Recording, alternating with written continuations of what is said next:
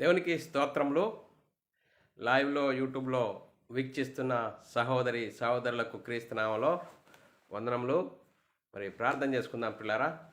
పరలోకమందున్న మా తండ్రి, నీ ప్రియకుమారుడు యేసుక్రీస్తు నామములో కృతజ్ఞతాస్తుతులు స్తోత్రములు చెల్లించుకుంటున్నాం నాయన.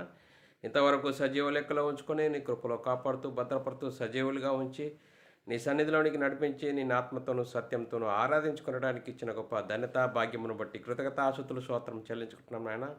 సంఘంగాను సమాజంగాను కూడుకొని నీ వాక్యం చెప్పాలని ప్రయత్నపడుచుండగా నీ కృపను అనుగ్రహించండి. చెప్తుండగా నాకును వింటున్న సహోదరులకు నీ కృపను అనుగ్రహించండి. వాక్యం విని అర్థం చేసుకుని వాక్యానుసారంగా జీవించి నీకు మహిమ తెచ్చే వారంగా ఘనత తెచ్చే వారంగా ఉండే ధనత భాగ్యం అందరికీ అనుగ్రహించమని యేసుక్రీస్తు నామములో ప్రార్థన అడిగి వేడుకుంటున్నాం తండ్రి, ఆమెన్.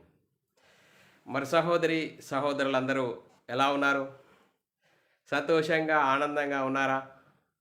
మరి సంతోషంగా ఆనందంగా ఉండాలి. ఎందుకు సంతోషంగా ఆనందంగా ఉండాలి? దేవుడు మనల్ని సజీవ లెక్కలో ఉంచుకొని ఆయన సన్నిధిలోనికి నడిపించి ఆయన ఆత్మతోనూ సత్యంతోనూ ఆరాధించుకొనడానికి ఇచ్చిన గొప్ప ధన్యత భాగ్యమును బట్టి దేవునికి కృతజ్ఞతాస్తుతులు స్తోత్రములు చెల్లించాలి. సహోదరులమైన మనము ఒకరికొకరు వందనములు చెల్లించుకోవాలని బైబిల్లోని ఆత్మనియమము సూచిస్తుంది. దాన్ని మనము అర్థం చేసుకుంటూ అనుసరించుకుంటూ మన బ్రతుకులు అనుసరించి దేవునికి మహిమ తెచ్చే వారంగా ఘనత తెచ్చే వారంగా ఉంటూ ముందుకు సాగుదాము ప్రిలారా. మరి ఈరోజు సమాజంగా కూడుకున్న మనము సంఘంలోనికి వచ్చిన మనం చాలా అద్భుతమైన అంశము నేర్చుకుందాం పిల్లరా. ఈరోజు అంశము చాలా అద్భుతమైన అంశం, దేవుడే నాకు సాక్షి అనే అంశం. మరి ఈ అంశంను మనము నేర్చుకునే ముందు మూలవాక్యాన్ని చదువుకుందాం పిల్లరా. మూలవాక్యం పిల్లరా, ఫిలిప్పీలకు రాసిన పత్రిక 1వ అధ్యాయము 8వ వచనం. ఫిలిప్పీలకు రాసిన పత్రిక 1వ అధ్యాయం 8వ వచనం. క్రీస్తు యేసు యొక్క దయారసమును బట్టి మీ అందరి మీద నేనెంత ఆపేక్ష కలిగి ఉన్నానో దేవుడే నాకు సాక్షి అని ఫిలిప్పీ సంఘంతో మరి అపొస్తలుడైన పౌలు గారు చెప్తున్నాడు. మీ అందరి మీద నేను ఎంత ఆపేక్ష కలిగి ఉన్నానో, మరి నేనెంత ఆపేక్ష కలిగి ఉన్నానో దానికి దేవుడే సాక్షి. చూడండి పిల్లరా, దేవుణ్ణి సాక్షిగా పౌలు గారు పెడుతున్నాడు. చూడండి పిల్లరా, మరి సంఘంలో ఉన్న వారందరి కోసము పౌలు ఎంతగా ప్రయాసపడ్డాడు. మరి ఆ దేవుడు మనల్ని లైవ్లో చూస్తున్నాడన్న ఒక భయము జీవితం జీవించి దేవునికి మహిమ తెచ్చేవాడుగా ఉన్నాడు. చూడండి పిల్లరా, అందుకోసమే దేవుణ్ణే సాక్షిగా పెట్టే పౌలు గారు చెప్తున్నాడు పిల్లరా. మరి ఈ అంశంను ఎందుకు నేర్చుకోవాలి అనేది మనం ఆలోచన చేసినట్లయితే పిల్లరా, అపొస్తలుడైన పౌలు గారు తన జీవితంలో ధర్మశాస్త్రంలో ప్రవీణుడుగా ఉన్నప్పుడు ఆయన జీవించిన జీవితమును బట్టి ధర్మశాస్త్రమే అదే గొప్పదిగా ఆయన జీవితంలో ఉండి సంఘాన్ని హింసించేవాడు. మరి సంఘాన్ని సంఘమును హింసిస్తున్నా కూడా ఇది సంఘంను హింసిస్తున్నట్టుగా ఆయనకు అగపడలేదు. ఎప్పుడైతే యేసుక్రీస్తు దర్శనమై ఆ యేసుక్రీస్తు ప్రత్యక్షతను బట్టి ఆయన జీవితంలో ధర్మశాస్త్రం వల్ల ఎవరు నీతిమంతులు కారు, క్రీస్తు యేసునందు విశ్వాసం ఉంచుట ద్వారానే నీతిమంతులమైతాము అని చాలా చక్కగా ఆయన జీవితంలోని మార్పు, ఆయన చెప్తున్న సువార్తను బట్టి అనేకులు విస్మయం పొందారు. ఆ విస్మయం పొందడంలో యేసుక్రీస్తును గురించి సువార్తను ప్రకటించే విషయంలో అందరూ ఆశ్చర్యానికి లోనయ్యారు. అందుకోసమే నేను ప్రకటిస్తున్న సువార్త విషయంలో ఫిలిప్పీ సంఘంతో నేను ప్రకటిస్తున్న మీ అందరి మీద నేను ఎంత ఆపేక్ష కలిగి ఉన్నానో, మీరందరూ దేవుని వైపు తిరగాలని, ఆ దేవుడు ఉండే పరలోకం చేరాలని, ఆ గొప్ప సువార్తకు నేను పరిచారకుడనైతిని. అందుకోసమే మీ అందరి నిమిత్తము నేను సువార్తను ప్రకటిస్తున్నాను. మీ అందరి మీద నేను ఎంత ఆపేక్ష కలిగి ఉన్నానో దేవుడే సాక్షి అని అంటున్నాడు పిల్లరా. మరి ఈ సాక్ష్యంను బట్టి మరి అపొస్తలుడు అయిన పౌలు గారు దేవుణ్ణే సాక్షిగా పెడుతున్నాడు. మరి బైబిల్ గ్రంథంలో దేవుడు కూడా అనేకుల గురించి సాక్ష్యం చెప్పాడు. మరి ఎంతోమంది గురించి సాక్ష్యం చెప్పాడు. సాక్ష్యం అనగా ఏంటి? నా గురించి నేను చెప్పుకోవడం సాక్ష్యమా? నేను చేస్తున్న పనిని బట్టి నలుగురు చెప్తున్న దాని గురించి సాక్ష్యమా? ఇప్పుడు ఇది మనుషుల సాక్ష్యం పిల్లరా. మనము దేవుడు మనల్ని చూస్తున్నాడు. దేవుని పనిని చేయాలి అంటే దేవుని పనిని చేయడానికి యేసుక్రీస్తు ఈ లోకానికి వచ్చాడు. దేవుడు పరలోకంలో ఉన్నాడు. ఆ పరలోకంలో ఉన్న దేవుని మనము ఏ విధంగా ఆరాధించాలి, ఏ విధంగా మనమై ఉన్న ఈ ఆత్మ ఎక్కడి నుండి వచ్చింది, కనిపించే శరీరంలో కనిపించని ఆత్మ ఎక్కడి నుండి వచ్చింది, ఏం చేయడానికి వచ్చింది, ఏం చేస్తున్నాము, శరీరం కోసం బ్రతుకుతే ఏంటి మన జీవితము, మనమై ఉన్న ఆత్మ ఎక్కడి నుండి వచ్చింది, ఎందుకు వచ్చింది, ఏం చేస్తుంది, మనమై ఉన్న ఆత్మ మరి పరలోకం నుండి వచ్చిన ఈ ఆత్మ పరలోకం చేరాలంటే ఏం చేయాలి, శరీరం కోసం బ్రతకాలా, మనమై ఉన్న ఆత్మ కోసం బ్రతకాలా, ఏ విధంగా బ్రతకాలి. అందుకోసమే యేసుక్రీస్తు ఈ లోకానికి వచ్చాడు, దేవుణ్ణి కనపరిచాడు, దేవుని గుణ లక్షణాలు, దేవుని స్వభావాన్ని కనపరిచి నన్ను చూస్తే దేవుణ్ణి చూసినట్లే అన్నాడు పిల్లారా. అందుకోసమే యేసుక్రీస్తు ఈ లోకానికి వచ్చి దేవుని చిత్తాన్ని నెరవేర్చాడు, దేవుని ఇష్టాన్ని నెరవేర్చాడు. ధర్మశాస్త్రం అందరినీ పాపంలో బంధించిన వారిని విడిపించడానికి యేసుక్రీస్తు ఈ లోకానికి వచ్చి దేవుని చిత్తాన్ని నెరవేర్చాడు. దేవుని ఇష్టాన్ని నెరవేర్చి ధర్మశాస్త్రంను సిలువలో కొట్టివేసి ఆయన రక్తాన్ని చివరి బొట్టు రక్తం సిలువలో కార్చి మరణించాడు, సమాధి చేయబడ్డాడు. 3వ రోజున తిరిగి లేచి పరలోకానికి వెళ్ళాడు. పరలోకంలో ఉన్న పరిశుద్ధాత్మను పంపితే ఆ పరిశుద్ధాత్మను పొందుకున్న 12 మంది యేసుక్రీస్తు మరణ సమాధి పునరుద్ధానం గురించి సువార్తను ప్రకటించారు. ఆ సువార్తను గురించి అపొస్తలుడైన పౌలు గారు ఫిలిప్పీ సంఘంతో మీ ఎడల నేను ఎంత ఆపేక్ష కలిగి ఉన్నానో దానికి దేవుడే సాక్షి అంటున్నాడు పిల్లారా. మరి మనము క్రీస్తు యేసునందు విశ్వాసం ఉంచిన నీవు నేను క్రైస్తవులు మనం చెప్పుకుంటున్న మనము మన జీవితం ఏ విధంగా ఉన్నాం, దేవుడు మెచ్చుకునే విధంగా, దేవుడు ఇష్టపడే విధంగా మన జీవితం ఉన్నదా? నేను క్రైస్తవురాలని, సంఘానికి వెళ్తున్నాను, పాట పాడుతున్నాను, కానుక వేస్తున్నాను అని అదే ఒక భ్రమలో ఉంటున్నామా? చూడండి పిల్లరా, మరి ఏ విధమైన భ్రమలో ఉంటున్నాము, మనల్ని మనమే అర్థం చేసుకోవాలి. వాక్యమును బట్టి బైబిల్లోని ఆత్మ సంబంధమైన సంగతులతో సరిచూసుకోవాలి పిల్లరా. ఆ విధంగా చూసుకున్నప్పుడే మనోనేత్రాలు వెలిగింపబడతాయి. బైబిల్లోని ఆత్మ సంబంధమైన సంగతులు ఏం చెప్తున్నాయి, అపొస్తలులు ఏ విధంగా సువార్త ప్రకటించారు, అపొస్తలులు ప్రవక్తలు వేసిన పునాది ఏంటి, యేసుక్రీస్తు మరణ సమాధి పునరుద్ధానం గురించే ప్రకటిస్తున్నామా, వింటున్నామా, ఏం చేస్తున్నాం?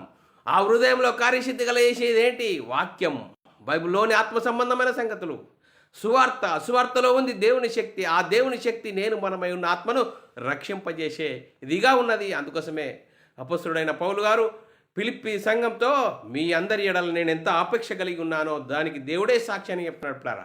లేఖనాలు చూసుకుందాం పిల్లారా. లేఖనాలు చూసుకుంటూ ముందుకు సాగుదాం. ఫిలిప్పీలకు రాసిన పత్రిక 1వ అధ్యాయం 8వ వచనం, క్రీస్తు యేసు యొక్క దయారసమును బట్టి మీ అందరి మీద నేను ఎంత ఆపేక్ష కలిగి ఉన్నానో దేవుడే నాకు సాక్షి అని పిల్లారా అపొస్తలుడైన పౌలు గారు ఫిలిప్పీ సంఘంతో చెప్తున్నాడు.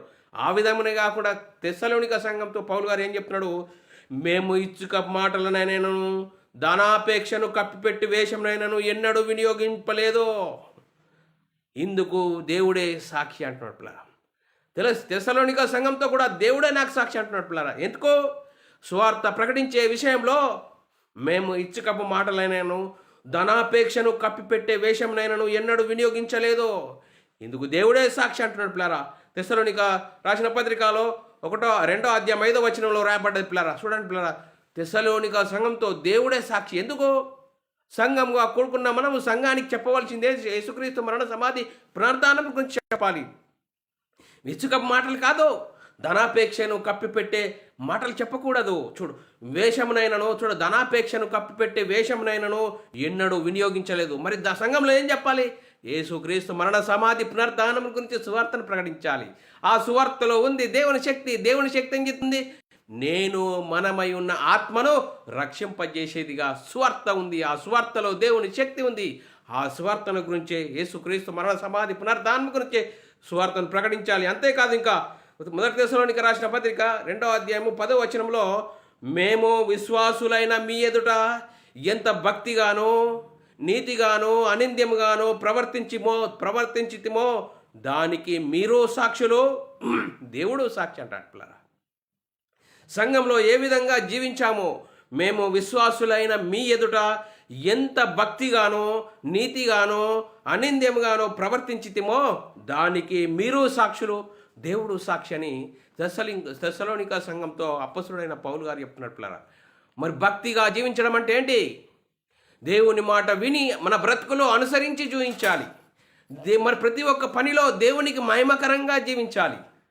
మనుషులను సంతోషపెట్టే బోధించకూడదు. మనుషులు చూస్తారేమో అని కాదు, దేవుడు మనల్ని లైవ్లో చూస్తున్నాడు. దేవుని మాట ప్రకారంగా మన బ్రతుకులో అనుసరించి జీవించాలి. రోమిల రాసిన పత్రిక 1వ అధ్యాయం 10వ వచనంలో, మిమ్మును గురించి ఎడతెగక జ్ఞాపకం చేసుకొనుచున్నాను, ఇందుకు ఆయన కుమారుడైన సువార్త విషయంలో నేను నా ఆత్మయందు సేవించుచున్న దేవుడు నాకు సాక్షి అంటున్నారా. రోమ సంఘంతో అంటున్నాడు, చూడు, సువార్త విషయంలో ఆయన కుమారుడైన యేసుక్రీస్తు సువార్త విషయంలో నేను నా ఆత్మయందు సేవించుచున్న దేవుడే నాకు సాక్షి. చూడండి పిల్లరా, దేవుణ్ణి సాక్షిగా పెడుతున్నాడు పిల్లరా. అపోస్తుడైన పౌలు గారు సువార్త విషయంలో ఎంత ఖచ్చితంగా ఉన్నాడంటే చూడండి పిల్లరా, అపోస్తుడైన పౌలు గారు యేసుక్రీస్తుని గురించి మరి నేను క్రీస్తును పోలి నడుచుకున్న ప్రకారం మీరు నన్ను పోలి నడుచుకోవాలి అన్నాడు అపోస్తుడైన పౌలు గారు. అందుకోసం పిల్లరా దేవుణ్ణి సాక్షిగా పెట్టాడు. ఆయన కుమారుడైన సువార్త విషయంలో చూడండి పిల్లరా, ఆయన కుమారుడైన దేవుని కుమారుడైన యేసుక్రీస్తుని గురించి సువార్త విషయంలో, సువార్తలో ఉంది దేవుని శక్తి. ఆ దేవుని శక్తిని గురించి యేసుక్రీస్తు మరణ సమాధి పునర్ధానం గురించి సువార్తను ప్రకటించాడు. ఆ సువార్త విషయంలో నేనెంత చూడండి, నేనెంత నా ఆత్మయందు సేవించుచున్న దేవుడే సాక్షి. ఎంత ఖచ్చితంగా జీవిస్తే ఆ మాట చెప్పగలగమండి. అపోస్తుడైన పౌలు గారు అంత ఖచ్చితంగా జీవించాడు. అందుకోసమే దేవుడు తన కుమారుని గురించి ఏ విధంగా సాక్ష్యం ఇచ్చాడో ఆ సందర్భాలు కూడా కొన్ని చూసుకుందాం పిల్లరా. దేవుడు కూడా తన కుమారుని గురించి ఇచ్చిన సాక్ష్యం గురించి మనము చూసుకుందాం పిల్లరా. కొన్ని సంగతులు 1వ యోహాను రాసిన పత్రిక 5వ అధ్యాయము 8 నుంచి 12 వచనాలు చదువుకున్నట్లయితే, దేవుడు యేసుక్రీస్తుని గురించి ఆయన కుమారుని గురించి ఏమని సాక్ష్యం ఇచ్చాడు. మనము మనుషుల సాక్ష్యం అంగీకరించుచున్నాము కదా. చూడండి, మనము మనుషుల సాక్ష్యం అంగీకరిస్తున్నాము కదా. దేవుని సాక్ష్యము మరి బలమైనది. దేవుని సాక్ష్యము మరి బలమైనది. దేవుని సాక్ష్యము ఆయన కుమారుని గురించి ఇచ్చినదే. చూడండి, దేవుని సాక్ష్యం ఏంది? ఆయన కుమారుని గురించి ఇచ్చినదే. దేవుని కుమారుని యందు విశ్వాసం ఉంచువాడు తనలోనే ఈ సాక్ష్యము కలిగి ఉన్నాడు. దేవుని కుమారుని గురించి సాక్ష్యం ఇచ్చేవాడు తనలోనే ఈ సాక్ష్యం కలిగి ఉన్నాడు. దేవుని నమ్మని వాడు ఆయన కుమారుని గురించి ఇచ్చిన సాక్ష్యము నమ్మలేదు. చూడండి, దేవుని కుమారుని నమ్మనివాడు ఆయన కుమారుని గురించి సాక్ష్యం నమ్మలేదు కనుక అతడు దేవుని అబద్ధికునిగా చేసిన వాడే. ఆ సాక్ష్యం ఏదనగా దేవుడు మనకు నిత్య జీవమును దయచేసెను. దేవుడు మనకు నిత్య జీవం దయచేసెను. ఆ జీవము ఆయన కుమారుని అందున్నది. దేవుడు మనకు నిత్య జీవం అనుగ్రహించాడు. ఆ నిత్య జీవము ఆయన కుమారుని అందున్నది. ఆయన కుమారుని అంగీకరించేవాడు జీవము గలవాడు. దేవుని కుమారుని అంగీకరించేవాడు దేవుని జీవము గలవాడట. దేవుని కుమారుని అంగీకరింపనివాడు జీవము లేనివాడే. చూడండి, దేవుని కుమారుని అంగీకరింపనివాడు జీవము లేనివాడే అంటున్నాడు పిల్లరా. 12వ వచనం, దేవుని కుమారుని నామముందు విశ్వాసం ఉంచు మీరు నిత్య జీవం గలవారని తెలుసుకున్నట్లు నేను ఈ సంగతులు మీకు రాయిచున్నాను. దేవుని కుమారుని తెలుసుకుంటే మీరు నిత్య జీవం గలవారని ఈ సంగతులు రాయిచున్నాను అంటున్నాడు పిల్లరా. 1వ యోహాను రాసిన పత్రిక 5వ అధ్యాయం 7వ వచనంలో, సాక్ష్యమిచ్చు వారు ముగ్గురు అనగా ఆత్మయు నీళ్లును రక్తమును ఈ ముగ్గురు ఏకీభవించుచున్నారు. దెందులో? యేసుక్రీస్తు దేవుని కుమారుని గురించి, ఆ యేసుక్రీస్తు దేవుని కుమారుని గురించి సాక్ష్యం ఇచ్చుచున్నారట పిల్లరా. అందుకోసమే మనుషుల సాక్ష్యం అంగీకరించుచున్నాము కదా. దేవుని సాక్ష్యము మరి బలమైనది. దేవుని కుమారుని సాక్ష్యం ఏంది? ఆయన కుమారుని యందు విశ్వాసం ఉంచుటే నిత్య జీవము. ఆయన కుమారుని యందు నిత్య జీవము. మరి విశ్వాసం ఉంచని వాడు అబద్ధికుడు, దేవుని అబద్ధికుడుగా చేస్తున్నాడు. ఆయన కుమారుని యందు నిత్య జీవం ఉంచితే విశ్వాసం ఉంచితే నిత్య జీవము గలవారైతారని లేఖనాలు చెప్తున్నాయి పిల్లరా. అందుకోసం ఇంకా దేవుడు దావీదుని గురించి సాక్ష్యం ఇచ్చాడు పిల్లరా. దేవుడు దావీదుని గురించి సాక్ష్యం ఇచ్చాడు. ఏమని సాక్ష్యం ఇచ్చాడో మనము లేఖనాలు చూసుకుందాం పిల్లరా. అపొస్తలుల కార్యము 13వ అధ్యాయం 22వ వచనంలో, తర్వాత అతన్ని తొలగించి దావీదును వారికి రాజుగా ఏర్పరచెను, మరియు ఈయనే యెషయా కుమారుడైన దావీదును కనుకుంటుని, అతడు నా ఇష్టానుసారుడు, మనుష్యుడు అతడు తన ఉద్దేశములన్నీ నెరవేర్చునని చెప్పి అతని గురించి సాక్ష్యం ఇచ్చెను. చూడండి పిల్లరా, అతడు నా ఇష్టానుసారుడట. చూడండి పిల్లరా, దావీదుని గురించి అతడు నా ఇష్టానుసారుడు అని దేవుడు దావీదుని గురించి సాక్ష్యం ఇచ్చాడు. ఇంకా ఎవరిని గురించి సాక్ష్యం ఇచ్చాడు అనేది మనం ఆలోచన చేసినట్లయితే లేఖనాలను బట్టి మరి యేసుక్రీస్తు ప్రభువు అపోస్తుడైన పౌలు గురించి సాక్ష్యం ఇచ్చాడు పిల్లరా. యేసుక్రీస్తు ప్రభువు అపోస్తుడైన పౌలు గురించి సాక్ష్యం ఇచ్చాడు. ఎక్కడ అంటే అపోస్తలుల కార్యంలో 9వ అధ్యాయము 12 నుంచి 16 వచనాలు మనం లేఖనాలు పరిశీలించుకున్నట్లయితే పిల్లరా, అననీయను పంపుతున్నాడు పిల్లరా. అననీయ దగ్గరికి మరి పంపుతున్న సందర్భాన్ని మనం చూసుకుందాం పిల్లరా. అపొస్తలుల కార్యం 9:12-16. అతడు అననీయ అను ఒక మనుషుని లోపలికి వచ్చి తాను దృష్టి పొందినట్లు తల మీద చేతులుంచుట చూసి ఉన్నాడని చెప్పెను. అందుకు అననీయ, ప్రభువా, ఈ మనుషుడు యెరూషలేములోని పరిశుద్ధుల ఎంతో కీడు చేసి ఉన్నాడని అతని గురించి అనేకుల వలన వింటిని. ఇక్కడ నీ నామమును బట్టి ప్రార్థన చేయువారినందరినీ బంధించుటకు అతడు ప్రధాన యాజకులను అధికారం పొంది ఉన్నాడని ఉత్తరమిచ్చెను. అందుకు ప్రభువు, నువ్వు వెళ్ళుమో, అన్ని జనుల ఎదుటను రాజుల ఎదుటను ఇజ్రాయేలీయుల ఎదుటను నా నామం భరించుటకు ఇతడు నేను ఏర్పరచుకున్న సాధనమై ఉన్నాడు.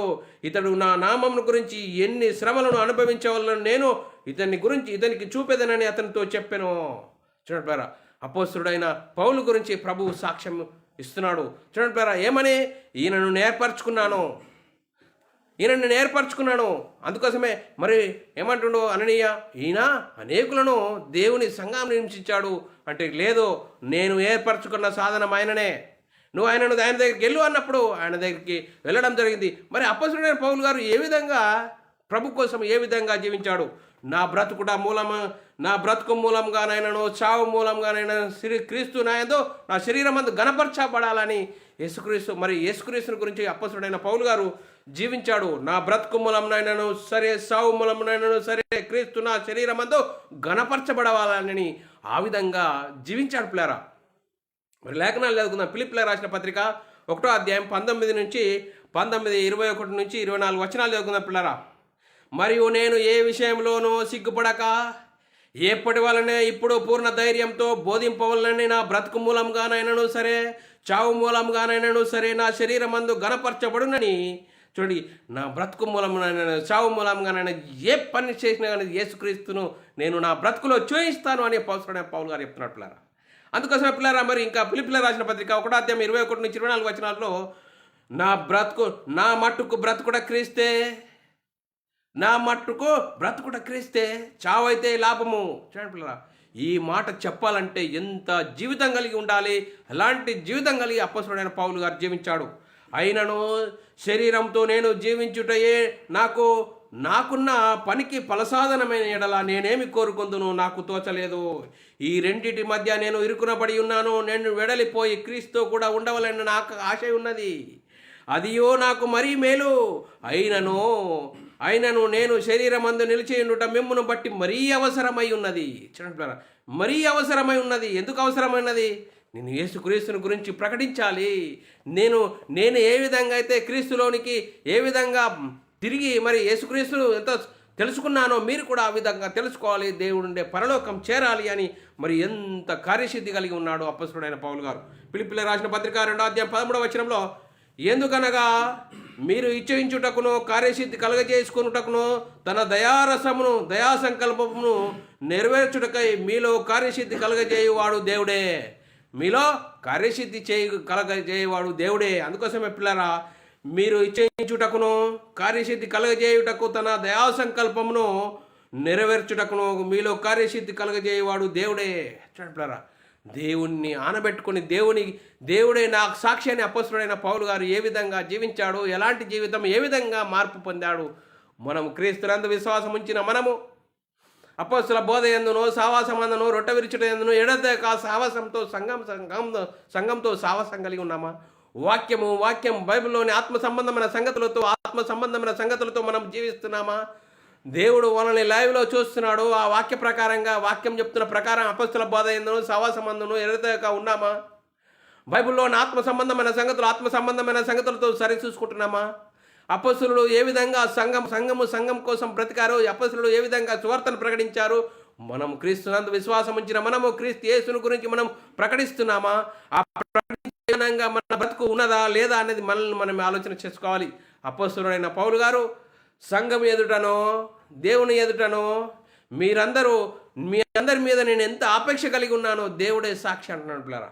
అంతేకాదు, మరి ఎవరిని గురించి సాక్ష్యం ఇచ్చాడో దేవుడిని గురించి మనము కొర్నేలు దేవదూత కొర్నేలు గురించి సాక్ష్యం ఇచ్చాడు. ఆ సందర్భం చూద్దాం పిల్లరా. అపొస్తలుల కార్యము 10:1-4 ఇటాలీ పటాల మనబడిన పట్టణంలో శతాధిపతి అయిన కొర్నేలు అను ఒక భక్తిపరుడు కైసరియలో ఉండెను. అతడు తన ఇంటి వారితో కూడా దేవుని యందు భయభక్తులు గలవాడై ఉండి ప్రజలకు బహుధర్మం చేయుచు ఎల్లప్పుడూ దేవునికి ప్రార్థన చేయువాడు. పగలు ఇంచుమించు 3 గంటల వేళ దేవుని దూత అతని యొద్దకు వచ్చి కొర్నేలి అని పిలువగా దర్శనమందు తేటగా అతనికి కనబడెను. అతడు దూత వైపు తేరి చూసి భయపడుచు, ప్రభువా ఏమని అడిగను. అందుకు దూత, నీ ప్రార్థనలను నీ ధర్మ కార్యములను దేవుని సన్నిధికి జ్ఞాపకార్థముగా చేరినాయి. అందుకోసం చూడండి పిల్లరా, జ్ఞాపకార్థంగా చేరిన అపొస్తలుల కార్యము 10వ అధ్యాయము 21 నుంచి 22 వచనాలు కూడా పేతురు ఆ మనుషుని యొద్దకు వచ్చి, మీరు వెతుకువాడను నేనే, నేను వెతుకువాడను నేనే, మీరు వచ్చిన కారణమేమని అడిగాను. అందుకు వారు నీతిమంతుడును దేవునికి భయపడువాడును యూదా జనులందరి వలన మంచి పేరు పొందిన శతాధిపతి అయిన కొర్నేలి అని ఒక మనుషుడు అతడు నీ యొద్దకు పంపి ఉన్నాడు. నువ్వైతే ఏదైతే సువార్త చెప్తున్నావో, యేసుక్రీస్తుని గురించి చెప్తున్నావో ఆ సువార్తను వినడానికి మిమ్మల్ని తీసుకెళ్ళడానికి వచ్చామని చూడండి పిల్లరా చెప్తున్నాడు. పిల్లరా ఆ సువార్తను గురించి, మరి సువార్తను ప్రకటించడానికి, ఆ సువార్తను విశ్వసించి జీవించడానికి కొర్నేలుకు చూడు దేవదూత ద్వారా మరి ఆ సాక్ష్యం చెప్తున్నాడు. పిల్లరా మరి ఏ విధంగా వారి జీవితాల్లో దేవుని గురించి సాక్ష్యం కలిగి ఉన్నారు. మరి కొర్నేలు గురించి దేవదూత, మరి దేవుడు నీ ధర్మకార్యంలోనూ చేస్తున్న మంచి పనుల గురించి మరి దేవుడు నీ యొద్దకు పంపించాడు. కానీ నువ్వు సువార్తను విని తెలుసుకొని రక్షణ పొందాలి. అప్పుడు నువ్వు దేవుడు ఉండే పరలోకం చేరే గొప్ప ధన్యత ఉంటుందని మరి ఆ దేవుడు మరి దేవదూతను కొర్నేలు దగ్గరికి దర్శనం పంపించాడు. పంపించి పేతురు ఏదైతే సువార్తను ప్రకటిస్తున్నాడో ఆ సువార్తను వినడానికి ఆయన యొద్దకు పంపడం జరిగింది. పిల్లారా ఆ సువార్తను విన్నాడు. పిల్లారా చూడండి పిల్లారా, మరి మనం ఆలోచన చేసినట్లయితే ఇంకా ఏ విధంగా ఎవరిని గురించిన సాక్ష్యం ఇచ్చాడంటే అపోస్తలుడైన పౌలు గారు ఎపఫ్రోదితుని గురించి సాక్ష్యం ఇచ్చాడు. పిల్లారా ఏమని సాక్ష్యం ఇచ్చాడు అనేది మనము లేఖనాలు చూసుకున్నట్లయితే ఫిలిప్పీయులకు రాసిన పత్రిక 2వ అధ్యాయం 25వ వచనంలో, మరియు నా సహోదరుడును జతపనివాడును నాతోటి యోధుడు మీ దూతయు నా అవసరమును ఉపచరించిన వాడునైనా ఎపఫ్రోదితు మీ యొద్దకు పంపుట అగత్యమని ఎంచుకుంటున్నాను. ఎందుకు పంపుచున్నావు? ఫిలిప్పీయులకు రాసిన పత్రిక 2వ అధ్యాయం 20వ వచనం, నా ఎడల ఈ ఉపచర్యలో ఉన్న కొదువను తీర్చుటకు అతడు నా ప్రాణమునైనను చూడు అతడు తన ప్రాణమునైనను లక్ష్య పెట్టక క్రీస్తు యొక్క పని నిమిత్తము చావునకు సిద్ధపడి ఉండెను. చూడరా ఫిలిప్పీ సంఘానికి పంపడానికి ఆయనకు ఆ ప్రాణం పోవడానికైనా సిద్ధపడి ఉన్నాడు. కానీ మీ యొద్దకు స్వార్థ నిమిత్తం పనిచేయడానికి వచ్చాడు. ఆయన లాంటి వాడు ఉన్నాడు అని అపొస్తలుడైన పౌలు గారు మరి ఎపఫ్రోదితుని గురించి సాక్ష్యం ఇచ్చాడు. ఇంకా అపొస్తలుడైన పౌలు గారు ఇంకా ఎవరిని గురించి సాక్ష్యం ఇచ్చాడు అంటే తిమోతిని గురించి సాక్ష్యం ఇచ్చాడు. పిల్లలు అపొస్తలుడైన పౌలు గారు తిమోతిని గురించి సాక్ష్యం ఇచ్చాడు. ఫిలిప్పీయులకు రాసిన పత్రిక 2వ అధ్యాయం 22వ వచనం నుంచి మనం చదువుకున్నట్లయితే 19 నుంచి 22 వచనాలు, నేను మీ క్షేమం తెలుసుకొని ధైర్యం తెచ్చుకొని కొన్ని నిమిత్తము తిమోతిని మీ యొద్దకు శీఘ్రంగా పంపుటకు ప్రభు అయిన యేసుక్రీస్తునందు నిరీక్షించుచున్నాను. మీ క్షేమ విషయమై నిజంగా చింతించువాడు అతని వంటి వాడు నా యొద్ద ఎవడు లేడు. అందరూ తమ సొంత కార్యములను చూసుకొనుచున్నారు కానీ యేసుక్రీస్తు కార్యములు చూడరు. అతని యోగ్యత మీరెరుగుదుడు. తండ్రికి కుమారుడు ఎలాగూ సేవ చేయును అలాగే అతడు నాతో కూడా సువార్త వ్యాపకము నిమిత్తము సేవ చేసెను. తండ్రికి కుమారుడు ఏ విధంగా సేవ చేస్తాడో సువార్త విషయంలో సేవ చేసెను అని అపోస్తలుడైన పౌలు గారు తిమోతిని గురించి సాక్ష్యం ఇస్తున్నాడు. పిల్లలు మరి మనం ఆలోచన చేసినట్లయితే ఇంకా మనం ఎవరిని గురించిన లేఖనాల్లో రాయబడ్డదాని గురించి దేవుడు నా స్నేహితుడని అబ్రాహాము గురించి దేవుడు సాక్ష్యం పలికినట్లుగా లేఖనాలు చూసుకున్న పిల్లరా. యాకోబు రాసిన పత్రిక 2వ అధ్యాయం 23వ వచనము, కాబట్టి అబ్రాహాము దేవుని నమ్మెను, అది అతనికి నీతిగా ఎంచబడెను. అబ్రాహాము ఏం చేసిండి? దేవుని మాటని నమ్మడు. ఏ నిరీక్షణకు ఆధారం లేనప్పుడు దేవుని మాట నమ్మడు. ఆ దేవుని మాట నమ్మడమే నీతి. చూడు, నీతిగా ఎంచబడెను గనుక లేఖనంలో నెరవేరబడినట్లు మరియు దేవునికి స్నేహితుడని అతనికి పేరు కలిగెను. దేవునికి స్నేహితుడట. అబ్రాహాము దేవునికి స్నేహితుడట అనేది మరి లేఖనాలు చూసుకుంటున్న. ఇంకా దేవుడు ఎవరి గురించి సాక్ష్యం ఇచ్చాడా అంటే చూద్దాం పిల్లరా కొన్ని సంగతులు. మోషే గురించి సాక్ష్యం ఇచ్చాడు. మోషేను గురించి సంఖ్యాకాండము 12వ అధ్యాయం 3వ వచనంలో, యెహోవా ఆ మాట వినెను, మోషే భూమి మీద ఉన్న వారందరిలో మిక్కిలి సాత్వికుడు. మోషేని గురించి దేవుడు మిక్కిలి సాత్వికుడట. భూమి మీద ఉన్న వారందరిలో అప్పుడు ఆ కాలంలో మోషే సాత్వికుడట. మోషే గురించి దేవుడు సాత్వికుడు అని సాక్ష్యం ఇచ్చాడు పిల్లరా. ఇంకా దేవుడు ఎవరిని గురించి సాక్ష్యం ఇచ్చాడంటే చూడండి పిల్లరా, మరి యోబుని గురించి సాక్ష్యం ఇచ్చాడు. దేవుడు యోబుని గురించి నాకున్న భక్తుడు ఎలాంటి వాడో చూడు అని సాతాను ముంగర మరి సాక్ష్యం ఇచ్చాడు పిల్లరా. ఆ లేఖనాలు చూసుకుందాం పిల్లరా. యోబు రాసిన గ్రంథము 1వ అధ్యాయం 6 నుంచి 12 వచనాల్లో, దేవదూత యెహోవా సన్నిధిని నిలుచుట వచ్చిన దినం ఒకటి తటస్థించెను. ఆ దినమందు అపవాదియగు యెహోవా వారితో కలిసి వచ్చెను. యెహోవా నీవు ఎక్కడి నుండి వచ్చితివని వానిని అడగగా, అపవాది భూమి మీద ఇటు అటు తిరుగులాడుచు అందులో సంచరించుచు వత్తినని యెహోవాకు ప్రత్యుత్తరం ఇచ్చెను. అందుకు యెహోవా, నీవు నా సేవకుడైన యోబు సంగతిని ఆలోచించితివా?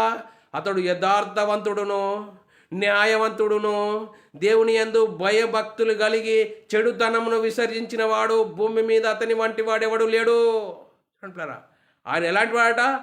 దేవుని యందు భయభక్తులు కలిగి చెడుతనమును విసర్జించిన వాడు భూమి మీద అతని వంటి వాడెవడు లేడు అని మరి యోబు గురించి మరి సాతాను ముంగట దేవుడు సాక్ష్యం చెప్తున్నాడు. ఆ సాతాను ఏమంటుండు అని అడుగగా అపవాది యోబుని గురించి ఏమంటుండు, యోబు ఊరికే దేవుని యందు భయభక్తులు కలిగిన వాడాయన. నీవు అతనికి అతని ఇంటి వారందరికీ కలిగిన సమస్తమును చుట్టూ కంచె వేసితివి కదా. నీవు అతనికి చేతి పనిని దీవించుట చేతనగా అతని ఆస్తి ఆ దేశంలో బహుగా విస్తరించి ఉన్నది. అయినను నీవు ఇప్పుడు నీ చేయి చాచి అతనికి కలిగిన సమస్తమును మొత్తిన ఎడల అతడు నీ ముఖం ఎదుటనే దూషించి నిన్ను విడిచిపోవును అని యెహోవాతో అనగా. చూడండి బ్రదర్, నువ్వు ఆయనకు అన్ని ఇచ్చినావు, సకల సౌకర్యాలు అన్ని ఇచ్చినావు. ఈ దేవుడిని సేవించకుండా ఏం చేస్తాడు? ఒక్కసారి అవన్నీ తీసేసి చూడు, నీ ఎదుటనే దేవుని దూషించాడా చూడు అన్నాడు. అందుకోసమే అప్పుడు మరి ఏమంటాడు దేవుడు, యెహోవా ఇదిగో అతనికి కలిగిన సమస్తమును నీ వశములో ఉన్నది, అతన్ని మాత్రము ఏ హాని చేయకూడదని అపవాదికి సెలవీయగా వాడు యెహోవా సన్నిధి నుండి బయలువెళ్ళాడు. ఏం చేశాడు? యోబు గ్రంథం 2వ అధ్యాయం 3వ వచనము, అందుకు యెహోవా, నీవు నా సేవకుడైన యోబు సంగతి ఆలోచించితవా? అతడు యథార్థవంతుడు న్యాయవంతుడును దేవుని యందు భయభక్తులు కలిగి ఉండి చెడుతనమును విసర్జించిన వాడు భూమి మీద అతని వంటి వాడు ఎవడు లేడు అనియో అతన్ని పాడు చేయకు. నీవు నన్ను ప్రేరేపించిన అంత అతని ఇంకను యథార్థతను వదలక నిలకడగా ఉన్నాడు. చూడండి పిల్లరా, దేవుని గురించి దేవుడు యోబుని గురించి సాక్ష్యం ఇచ్చాడు. మరి యోబు సమస్తమును కలిగిపోయినా కూడా చూడండి, శరీరము కులిపోయినా కూడా భార్యమన్నది దేవుడు దేవుడు దేవుడు అంటావు, దేవుడిని దూషించి మరణం కారాదన్నాడు. యోబు ఏమన్నాడు? నీతి చూడండి, దేవుడి ద్వారా సమస్తమును కలిగి దేవుని దూషిస్తావా? మూర్ఖురాలు మాట్లాడినట్లు మాట్లాడకు. దేవుని వలన మేలు అనుభవించి కీడు అనుభవించవా? మూర్ఖురాలు మాట్లాడినట్లు మాట్లాడకన్నాడు. అందుకోసమే దేవుడు సాక్ష్యం ఇచ్చే విధంగా యోబు జీవితం ఉన్నది పిల్లరా. యోబు సహనం గురించి ఆలోచించండి అంటున్నాడు బైబిల్ గ్రంథంలో. చూడండి పిల్లరా, అందుకోసమే యోబు గురించి దేవుడు సాక్ష్యం ఇచ్చాడు. ఏ విధంగా బ్రతికాడు? భయభక్తులు కలిగి ఉన్నాడు. దేవుని యందు సమస్తమును కలిగి దేవుడు ఏమి ఇచ్చినా సమస్తమును ఇచ్చినా లేకున్నా కానీ దేవుని సంతోషపెట్టే విధంగా జీవితం జీవించాడు. అలాంటి జీవితం కలిగి ఉండాలని లేఖనాలు చెప్తున్నాయి పిల్లరా. ఇంకా మరి సాత్వికంగా కలిగి ఉండాలి అని లేఖనాలు చెప్తున్నాయి పిల్లరా. మత్తయి సువార్త 5వ అధ్యాయం 5వ వచనంలో, సాత్వికులు ధన్యులు. చూడండి పిల్లరా, సాత్వికులు ధన్యులు, వారు ఏం చేస్తారట? భూలోకమును స్వతంత్రించుకుంటారు. మత్తయి సువార్త 11వ అధ్యాయం 29వ వచనం, నేను సాత్వికుడను దీనమనస్సు గలవాడను గనుక మీ మీద నా కాడి ఎత్తుకొని నా యొద్దకు రండి, నా యొద్ద నేర్చుకోండి, అప్పుడు మీ ప్రాణములకు విశ్రాంతి దొరుకును. చూడంటారా, నేను సాత్వికుడను, నా యొద్దకు రండి, నా కాడిని మీరు మోసుకోండి, అది సులువుగా ఉంటుంది అంటున్నాడు పిల్లరా. మత్తయి సువార్త 21వ అధ్యాయము 5వ వచనము, ఇదిగో నీ రాజు సాత్వికుడు, గాడిదయను భారవాక పశువు పిల్ల అయిన చిన్న గాడిదని ఎక్కి నీ యొద్దకు వచ్చుచున్నాడు, సియోని కుమారితో చెప్పుడి అంటున్నాడు పిల్లరా. మర్చిపోండి పిల్లరా, నీ రాజు సాత్వికుడు, యేసుక్రీస్తు సాత్వికుడు. ఆ సాత్వికంగా కలిగి ఉండాలని లేఖనాలు చెప్తున్నాయి పిల్లరా. మరి ఇంకా మనం సాత్వికుడి గురించి మనం ఆలోచన చేసినట్లయితే, మరి సాత్వికుడు జగడమాడనయ్యో ధనాపేక్ష లేనివాడుగా ఉంటాడట. సాత్వికుడు ఏం చేస్తాడు? జగడమాడడు, ధనాపేక్ష లేనివాడుగా ఉంటాడట. అలాంటి జీవితం కలిగి ఉండాలని లేఖనాలు చెప్తున్నాయి పిల్లరా. 1 తిమోతి రాసిన పత్రిక 3వ అధ్యాయం 3వ వచనంలో మద్యపాని కొట్టువాడు కాక సాత్వికుడును, జగడమాడని వాడుగా, ధనాపేక్ష లేనివాడుగా ఉండాలి అని లేఖనాలు చెప్తున్నాయి పిల్లరా.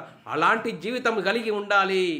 క్రీస్తునందు విశ్వాసం ఉంచిన నీవు నేను అలాంటి జీవితం కలిగి ఉండాలి. యథార్థమైన జీవితం కలిగి ఉండాలి. దేవుడు మనల్ని లైవ్లో చూస్తున్నాడని ఆ భయభక్తులు కలిగి జీవించాలని లేఖనాలు చెప్తున్నాయి పిల్లరా. 1 పేతురు రాసిన పత్రిక 2వ అధ్యాయము 18వ వచనము, పనివారులారా మంచివారులారా సాత్వికులైన వారికి మాత్రము కాక ముష్కరులైన మీ యజమానులైన వారికి పూర్ణ భయం కలిగి లోబడి ఉండండి. మీ యజమానులు ఎవరైనా మీ యజమానులు ఉంటారో ఆ యజమానులకు లోబడి ఉండండి. అలాంటి లోబడి జీవితం కలిగి ఉండాలి అని చెప్తున్నాడు పిల్లరా. మరి దేవుడు నాకు సాక్షి అని అపొస్తలుడైన పౌలు గారు చెప్తున్నారు పిల్లరా. మరి ఏ విధంగా సాక్ష్యము ఉంటున్నాడు? మీ అందరి ఎడల నేను ఎంత అపేక్ష కలిగి ఉన్నానో దేవుడు నాకు సాక్షి అంటున్నాడు పిల్లరా. మరి దేవుడు ఎవరిని గురించి సాక్ష్యం ఇచ్చాడు? యోబుని గురించి సాక్ష్యం ఇచ్చాడు. చూడండి పిల్లరా, మరి మనం ఆలోచన చేసినట్లయితే యోబుని గురించి సాక్ష్యం ఇచ్చాడు. మరి అపొస్తలుడైన పౌలు గారు దేవుడు నాకు సాక్షి, సంఘమును వారి ముంగడ పెడుతున్నాడు. సంఘము మీ ఎదుట నేను ఎంత భక్తిగాను నీతిగాను మరి జీవించుతునో దానికి మీరందరూ సాక్షి. అందుకోసం యేసుక్రీస్తు మరణ సమాధిని గురించి, సువార్తల గురించి, ఆ సువార్త విషయంలో నా ఆత్మయందు ఎంత తీవ్రత కలిగి ఉన్నానో, నేను ఎంత సేవించుచున్నానో దేవుడు సాక్షి అంటున్నాడు పిల్లరా. మరి మనం ఆలోచన చేసినట్లయితే దేవుడు యేసుక్రీస్తుని గురించి సాక్ష్యం ఇచ్చాడు. ఆయన కుమారుని యందు విశ్వాసం ఉంచడమే నీతి. ఆ నీతి ఉంటుంది. ఆ నీతి ద్వారానే మరి మనం దేవుడు ఉండే పరలోకం చేరే గొప్ప ధన్యత. ఆ విశ్వాసం ఉంచని వాడు అబద్ధికుడు మరి దేవుని రాజ్యం చేరడాన్ని లేఖనాలు చెప్తున్నాయి పిల్లరా. మనం ఏ విధంగా ఉన్నాం? మరి మనల్ని మనం ఆలోచన చేయాలి. దావీదుని గురించి దేవుడు సాక్ష్యం ఇచ్చాడు. చూడండి పిల్లరా, మరి దావీదుని గురించి సాక్ష్యం ఇచ్చాడు. మరి అపొస్తలుడైన పౌలు గురించి ప్రభువైన యేసుక్రీస్తు కూడా సాక్ష్యం ఇచ్చాడు. ఆయనను ఏర్పరచుకున్న సాధనము. అందుకోసమే ఆ సాధనమైన అపొస్తలుడైన పౌలు గారు ఏ విధంగా కొత్త నిబంధనలో సుమారు 14 పత్రికలు రాశాడండి. ఆ 14 పత్రికలు అర్థమైతే మనం యేసుక్రీస్తు ఎందుకు విశ్వాసం ఉంచాలి? యేసుక్రీస్తుని ఎందుకు నమ్ముకోవాలి? నమ్ముకోవడం వల్ల మనకేం ప్రయోజనం? శరీర సంబంధమైన ప్రయోజనమా, ఆత్మ సంబంధమైన ప్రయోజనమా? యేసుక్రీస్తుని ఎందుకు నమ్ముకోవాలి? చూడు, మనమై ఉన్న ఆత్మను రక్షించుకోవడానికి, ఈ లోక సంబంధమైన వాటిని కాదు. రేపేమి సంభవిస్తుందో నీకు తెలియదు, నాకు తెలియదు. ఇంతలో కనబడి అంతలో మాయమైపోయే ఆవిరిలాంటి జీవితం. అందుకోసమే మనమై ఉన్న ఆత్మను రక్షించుకోవాలంటే యేసుక్రీస్తుకు రావాలి. యేసుక్రీస్తు దేవుని కుమారుడు, యేసుక్రీస్తు ప్రభు అని విశ్వసించి యేసుక్రీస్తు నామములో బాప్తీసం పొందడం ద్వారా మనమై ఉన్న ఆత్మను రక్షించుకుంటాము. దేవుడు ఉండే పరలోకం చేరే గొప్ప ధన్యత ఉంటుంది. లేదు శరీర సంబంధమైన వాటి కోసం యేసుక్రీస్తుకు యేసుక్రీస్తుకు వస్తావా? యేసుక్రీస్తుని గురించి యేసుక్రీస్తుకు నమ్ముకోండి, సమస్తమును కలుగుతాయని చెప్తున్నా మరి అనేకులు ఈరోజు ఉన్నారు క్రైస్తవ సమాజంలో. మాకు సకల సౌకర్యాలు కానీ యేసుక్రీస్తు నమ్ముకుంటే అని లేదు. వాక్యం ఏం చెప్తుంది? 1 కొరింథీయులకు రాసిన పత్రిక 15వ అధ్యాయం 19వ వచనంలో యేసుక్రీస్తు యందు విశ్వాసం ఉంటే లోకంలో ఉన్న వారి కంటే మనుషులందరికంటే దౌర్భాగ్యులైతారని లేఖనం చెప్తుంది పిల్లరా. లోక సంబంధమైన వాటి కోసం యేసుక్రీస్తుకు రాకూడదు. అలా వచ్చావంటే వాడు సాతాను చూపిస్తాడు. శరీరాశ, నేత్రాశ, జీవోపడమ్మ అని చూపెడతాడు. తిను, తాగు, సంతోషించు, ఈ లోకం అంతా నీదే అని చెప్తాడు. చూడండి పిల్లరా, వాడు సాతాను శరీర మాయలో ఉంచి నువ్వు సంఘానికో పాట పాడు, కానుక వేయు, నీ పని నువ్వు వేసుకో అని చెప్తాడు. అందుకోసమే వాడి మాయలో, శరీర భ్రామలో ఉన్నవా సాతానుకు సిద్ధపరిచిన నరకం తప్పదు. శరీరాశ, నేత్రాశ, జీవోడంబం కలిగి నేను క్రైస్తవుని అని నువ్వు ఒక భ్రమలో జీవిస్తే మరణిస్తే పాతాళమైన భయంకరమైన పరిస్థితి ఉన్నది. అందుకోసమే దేవుడు మన లైవ్లో చూస్తున్నాడు. యేసుక్రీస్తు ఎందుకు నమ్ముకోవాలి? ఏ విధంగా నీ జీవితం ఉండాలి? దేవుడు మనల్ని లైవ్లో చూస్తున్నాడు. ప్రతి మాట, చూపు, క్రియల్లో దేవుణ్ణి మయంపరిచే విధంగా మన బ్రతుకు ఉండాలి. అలాంటి జీవితం కలిగి ఉన్నప్పుడే ఆ దేవుడు ఉండే పరలోకం చేరతాం. అందుకోసమే అపొస్తలుడైన పౌలు గారు దేవుడు సాక్షి, మీరు సాక్షి అని మరి లేఖనాలు చెప్తున్నాయి పిల్లరా. అపొస్తలుడైన పౌలు గారు ఏం చేసాడు? సంఘంను సాక్షిగా పెట్టాడు. మీ ఎదుట నీతిగాను భక్తిగానో జీవించానో మీరు సాక్షి, దేవుడు నాకు సాక్షి అని పిల్లరా. మనం కూడా మనల్ని లైవ్లో చూస్తున్నాడు దేవుడు. అందుకోసమే దేవుడు చూస్తున్నాడని ఒక భయంతో, వాక్యంతో, లేఖనాల ప్రకారంగా మనల్ని మనం సరిదిద్దుకోవాలి. భయం, భక్తి కలిగి ఉండాలి. అలాంటి జీవితం కలిగి ఆ దేవుడు ఉండే పరలోకం చేరే గొప్ప ధన్యత మనందరికీ దేవుడు అనుగ్రహించును గాక. ఆమెన్. అందరికీ వందనములు, దేవునికి స్తోత్రాలు. ప్రార్థన చేసుకుందాం పిల్లరా. పరలోకమందున్న మా తండ్రి, నీ ప్రియకుమారుడు యేసుక్రీస్తు నామములో కృతజ్ఞతాస్తుతులు స్తోత్రములు చెల్లించుకుంటున్నాం నాయన. ఇంతవరకు సజీవులుగా ఉంచి దేవుడు నాకు సాక్షి అనే అంశం ద్వారా ఎన్నో విధాలుగా మమ్మల్ని హెచ్చరించిన విధానం బట్టి స్తోత్రాలు. విన్న వాక్యాన్ని విడిచిపెట్టకుండా విన్న మాటల ప్రకారం ఆత్మీయ జీవితంలో కట్టుకుని నీకు మహిమ తెచ్చేవారంగా, ఘనత తెచ్చేవారంగా ఉండే ధనతా భాగ్యం అందరికీ అనుగ్రహించిన